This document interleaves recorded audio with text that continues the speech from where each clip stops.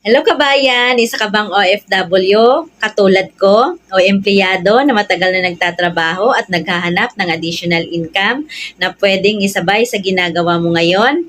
Hi, I'm Jo Marie Camoro po, dating OFW sa bansang Singapore at Taiwan for more than 10 years. At ngayon, isa ng full-time mompreneur. At ang good news pa niyan, nakapag-for good na rin dahil sa online franchise business platform na merong ticketing and travel and tours with remittance services na nakita ko lang sa Facebook.